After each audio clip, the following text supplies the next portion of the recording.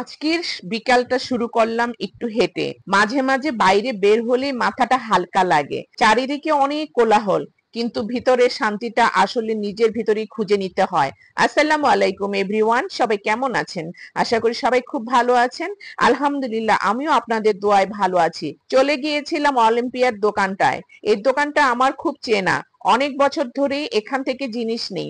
আজও নিলাম আমার একটু প্রিয় চিকেন প্যাটিস। এই প্যাটিসটা খেতে আমার খুব ভালো লাগে। সঙ্গে এই যে বিস্কিটটা, এই বিস্কিটটাও আমার খুব পছন্দ। এটা আমি চা দিয়ে খেতে খুব পছন্দ করি। আর বাসায় ডিম ছিল না, সাথে কিছু ডিমও কিনে নিলাম। এই ছোট্ট ছোট্ট নাস্তার জিনিসগুলো বিকালটাকে আরো সুন্দর করে তোলে।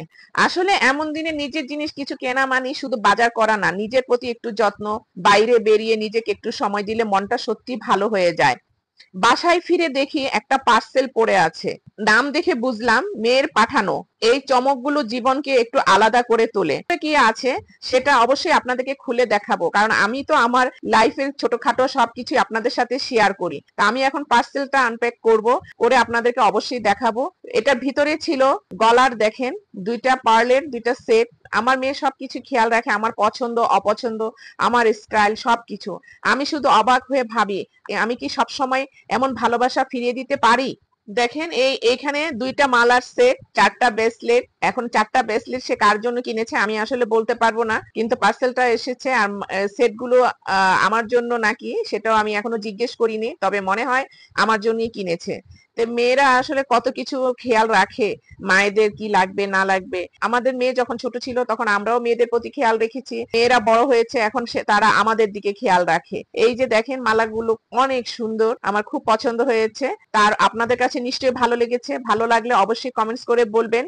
এরপরে বসে গেলাম, দেখেন, আমার সবচেয়ে প্রিয় জিনিস কাঁঠাল খেতে। কাঁঠালের গন্ধ, তার রং, তার মিষ্টি স্বাদ, বলেন কি মন ভালো হয়ে যায় না? তারপরে তো বসে গেলাম, দেখেন, কাঁঠাল খেতে। আহা, কাঁঠাল আমার খুব পছন্দের। এর গন্ধ, এই স্বাদ কি যে ভালো লাগে। আমি কিন্তু মজা করেই খেলাম। কাঁঠালগুলো হলো একটু নরম হলে আমি পছন্দ করি বেশি। শক্ত কাঁঠাল তেমন একটা বেশি পছন্দ করি না, তারপরও খাই। একেবারে যে খাই না তা নয়।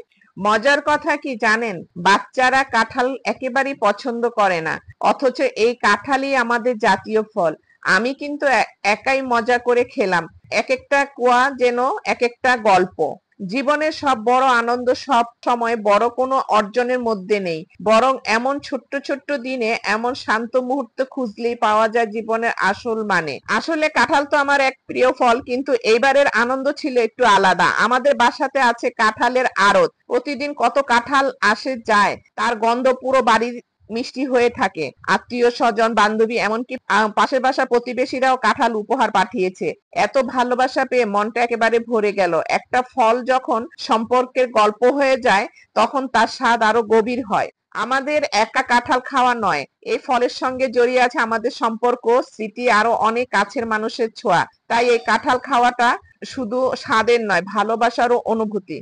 আজকের দিনটা ছিল খুব সাধারণ, তবুও খুব সুন্দর। এই ছোট্ট ছোট্ট জিনিসগুলোই আমাদের জীবনের আসল রং। ভালোবাসা রইলো আপনাদের জন্য। আবার দেখা হবে অন্য কোনো এক ভিডিওতে, অন্য কোনো এক গল্পে। সবাই ভালো থাকুন। সবার কাছ থেকে বিদায় নিলাম। আল্লাহ হাফেজ।